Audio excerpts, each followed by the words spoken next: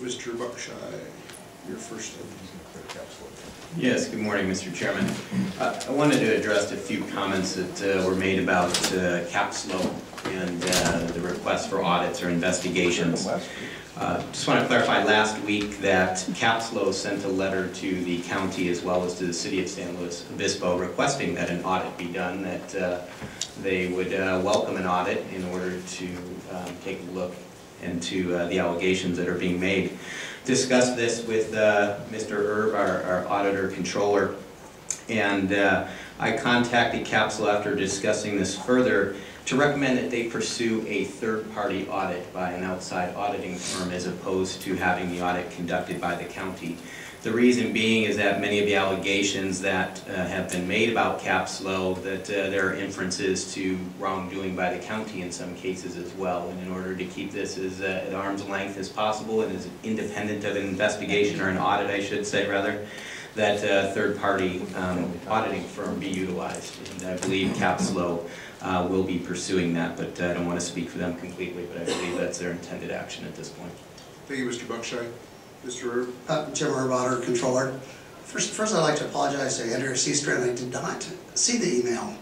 I don't get those kind of emails very often, but I do get about 250 emails a day.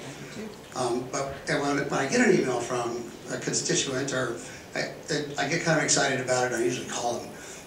And I will look into what happened with that email and follow up on it.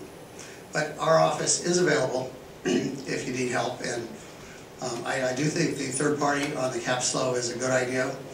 Family ties, it's not. I don't think they probably don't have the means to hire an outside firm.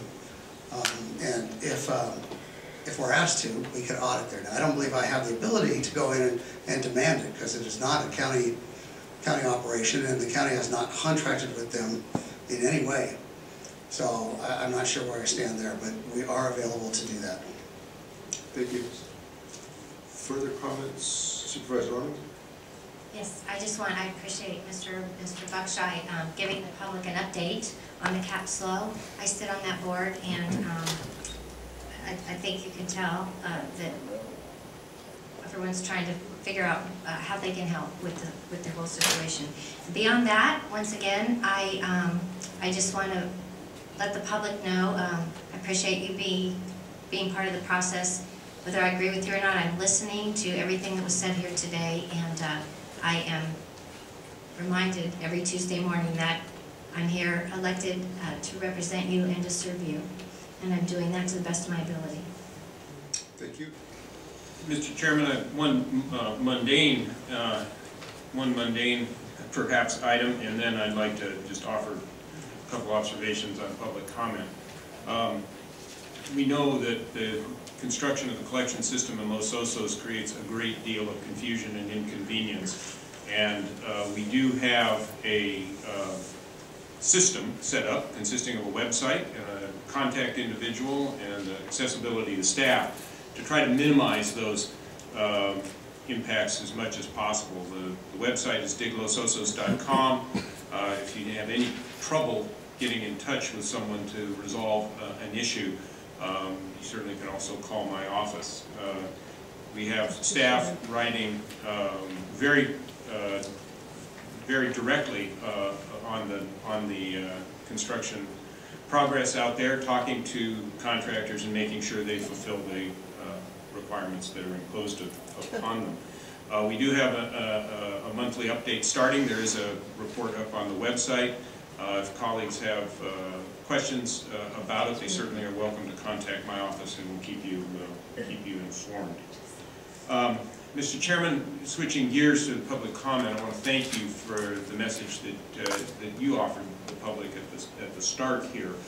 And I think, having listened to another session of this Tuesday, it occurs to me that this board needs to continue the discussion as to the nature of public comment, the reasons for public comment, and our reaction to public comment. I hope that this board collectively, all five of us, can stand and articulate some basic expectation of decency in the comments that come before us. And I am struck in particular by the complete attitude of denial brought forward by an individual who made some of the most offensive comments that I've ever heard in this chamber. I think we need to have a conversation among ourselves as to the proper proportion of public comment. We spent over an hour at it today, in a day when we have a very, very full agenda.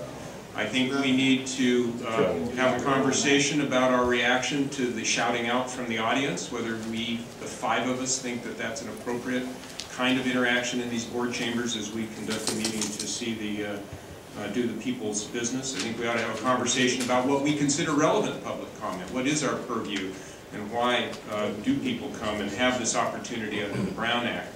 And I think we need to come to have some conversation about what we need to do about repetitious public comment. We tend to see very much the same people, certainly from Los Osos, over and over and over again, with a repetition of message. And again, we're getting this grumbling from the back of the room that is part, to me, of the problem that folks have articulated as to the unpleasantness.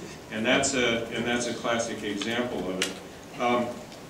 You know, I think the key thing in the question of message is that folks keep repeating the message even as information is provided to them, with which they may agree or disagree. So I have no answers to those questions today, but given your statements at the beginning and some of the statements that I heard in reaction to the public that we don't see so very often, I'd like to engage colleagues on these questions and hope that we can move forward and create a good atmosphere in this board where we can engage our work constructively. And so I thank you very much. And that conversation will continue. Thank you, Mr. Chairman.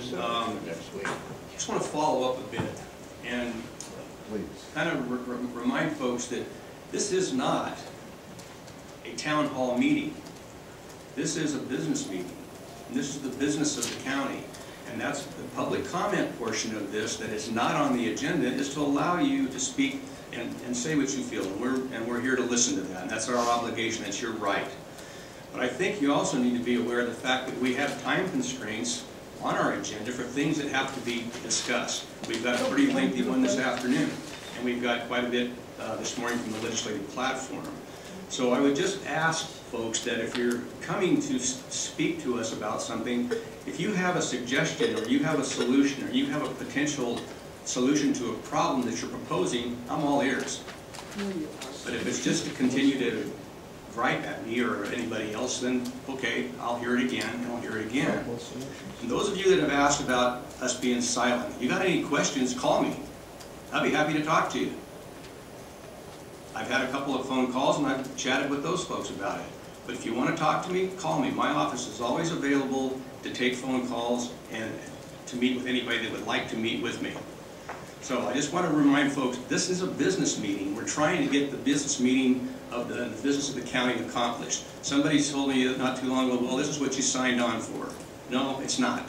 What I signed on for was to do the business of the people of San Luis Obispo County. That's what I signed on for. That's why we're here. That's what I'm trying to do. Thank you, Mr. Meacham, and I couldn't agree with you more on those comments, and I will also put forth the comment that anybody that would like to speak to me, whether it's regarding board business or stuff in my district, we hold office hours in the district, our office is open, and that was one of the things I got elected on, is to offer fair, honest, and transparent representation for the county and my district, and we continue to do that. So if there's any questions that aren't answered here, you've got concerns concerning me or colleagues, like Mr. Meacham said, we're only a phone call away, and we have appointments available. Thank you.